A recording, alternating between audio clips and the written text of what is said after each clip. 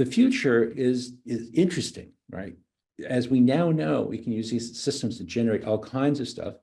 And one thing we have to learn is what's important and what's sensitive. So if you change the prompt just slightly, as we see here, you get a very, very different kind of answer.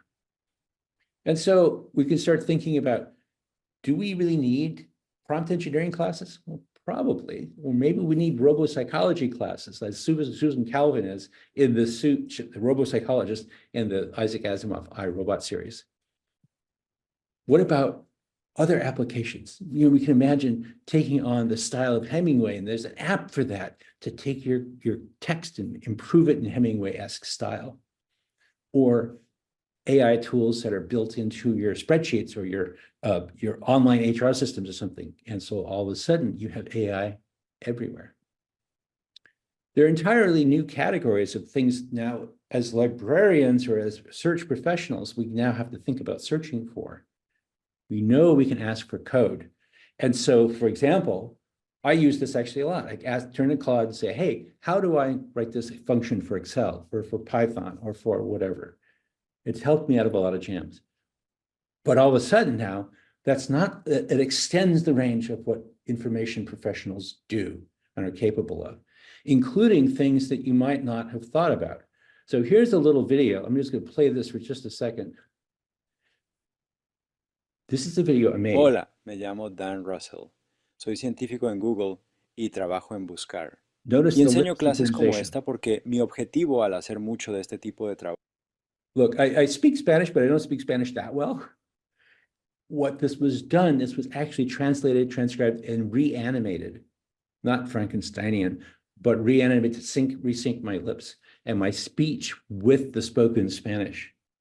This means you can take videos from one language and convert it to another language for your patrons.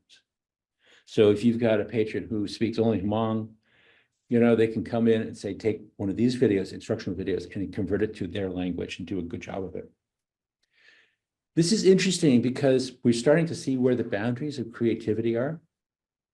And it's interesting to think about what constitutes real work and real objects of creation.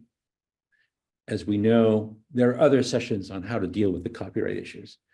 But it's an interesting question. Who did these works? Here's a great question to think about. What is the style?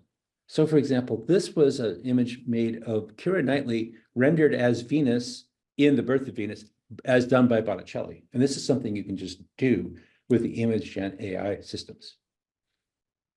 I can imagine a patron coming into my library, my reference desk, and saying, I want that picture of Keira Knightley as Venus, as seen through the lens of Botticelli. Fascinating new kind of world. So the future is that here's the list of some of the current search engines / large language models. There's a bunch, and they're kind of growing in numbers. And any one of those, click on ChatGPT, for example, and there are like 4 or 5 models below that. Google has 4 or 5 models below them, and so on, all with different capabilities. Part of our job as the professionals is to understand what each of those things can do.